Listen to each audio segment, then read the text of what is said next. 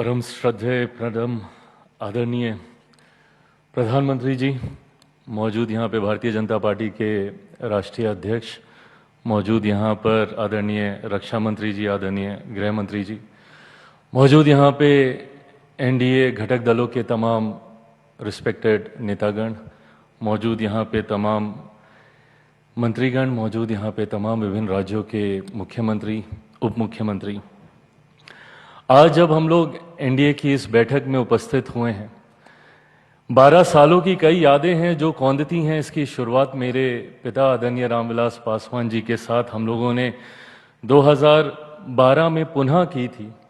और तब से लेकर आज तक जिस मजबूती से इस गठबंधन के साथ मेरी पार्टी जुड़ी रही, उसका सबसे बड़ा और एकमात्र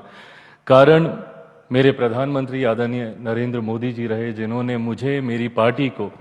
हर विपरीत परिस्थिति में संभाल कर रखा। मेरे पिता के जाने के बाद जिस उदाहरण का जिक्र आदरणीय शिंदे साहब कर रहे थे, हर किसी के पास, और ये कोई नई बात नहीं होगी जो मैं कह रहा हूँ, हर किसी के पास वो अनुभव होगा जहाँ पे प्रधानमंत्री जी ने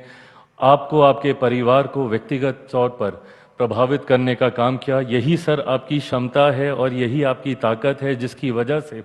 आज एनडीए एक राजनीतिक दलों का गठबंधन नहीं है सर, एक परिवार के तौर पर हम लोग यहाँ पर एकत्रित हैं। उदाहरण कई गठबंधनों के रहे 90 के दशक से, हम लोगों ने अलायंस पॉलिटिक्स देखी, बट कोई गठबंधन कभी टिक नहीं पाया। तो वहीं एनडीए गठबंधन हर बीतते साल के साथ और ज़्यादा मजबूत होता गया सर। उसका कारण सिर्फ और सिर्फ आप हैं। इसके लिए आपको विशेष तौर पर सर धन्यवाद कि आपने हम सबको इतना प्यार, इतना सम्मान दिया।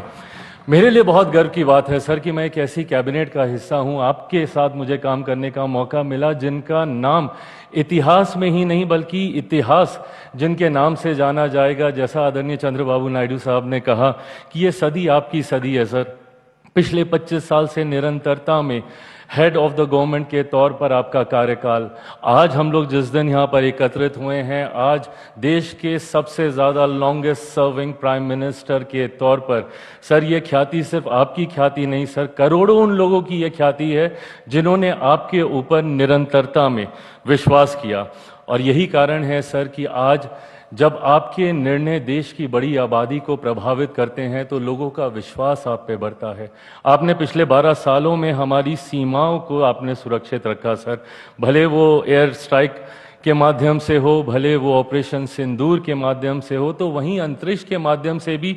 कैसे भविष्य के विकसित भारत की नींव को मजबूत किया जाए, चंद्रयान के माध्यम से हो, सूर्य के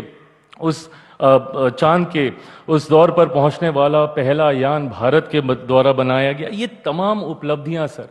पुनः हम सबके विश्वास को आपके प्रति और ज़्यादा मजबूत करने का काम करती हैं सर। एक तरफ जहां देश के इंफ्रास्ट्रक्चर को आपने मजबूती देने का काम किया, कनेक्टिविटी को आपने बढ़ाने का काम किया, बिजली पानी घर घर गांव-गांव तक पहुंचाने का काम किया, तो वहीं गरीब कल्याण योजनाओं के माध्यम से सर आपने ये भी सुनिश्चित किया कि देश की बड़ी आबादी को कम से कम रोटी की चिंता ना हो, जो पैसे बचे उसकी प्रति आय में वो जुड़ें, उसकी प्रति व्यक्ति आय में इजाफा हो। 80 करोड़ लोगों को प्रधानमंत्री गरीब जन कल्याण अन्न योजना के माध्यम से राशन देने की बात हो, या आयुष्मान के माध्यम से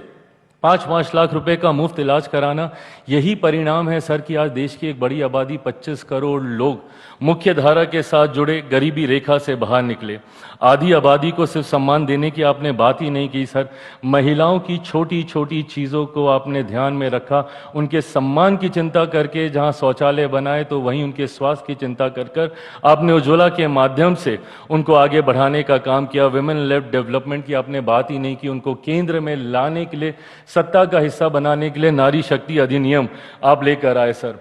हर वर्ग का सर आपने ध्यान रखा, जहां एक तरफ गरीब उच्च वर्ग के ही क्यों ना हो पर उनको भी आपने आरक्षण देने का काम किया, तो वहीं सर आपने मंडल कमीशन को संवैधानिक दर्जा देकर पिछड़े वर्ग से आने वाले लोगों को भी सशक्त करने का काम किया। वहीं अनुसूचित जाति से आने वाले लोगों को सम्मान देने के लिए बाबा साहेब के जितनी भी जगहें थी उनको पंचतीर्थ के तौर पर सर आपने विकसित करने का काम किया। मऊ में उनकी जन्म भूमि हो, लंदन में उनकी शिक्षा भूमि हो, चैत्य भूमि हो, दीक्षा भूमि हो नागपुर में, या जहां पे आखिरी के दिनों में उन्होंने प्रवास किया।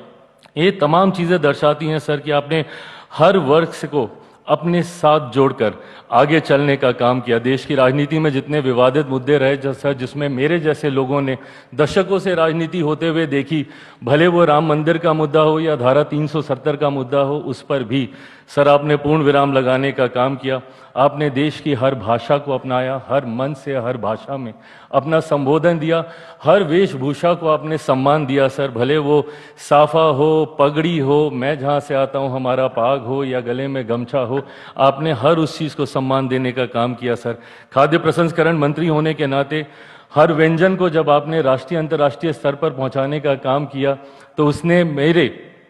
कार्य को आसान किया। आपके सपने को भारत एक ग्लोबल फूड बास्केट बने, उसके लिए सर आपने हर उस व्यंजन को सम्मान दिया। झाल मूढ़ी हो सर या हमारे यहाँ का मखाना हो, मखाना बोर्ड भी आपने बनाया, श्री अन्न हो सर या सी बकथॉन हो, ये तमाम चीज़ों को सर आपने राष्ट्रीय अंतर्राष्ट्रीय पहचान दिलाने का काम किया। मैं सर एक बिहारी होने के नाते ये ज़रूर कहूँगा कि आपने जिस तरीके से मेरे राज्य को हाथ पकड़कर मुख्य धारा के साथ जोड़ने का काम किया, लाखों करोड़ों की परियोजनाओं को न सिर्फ आपने उसका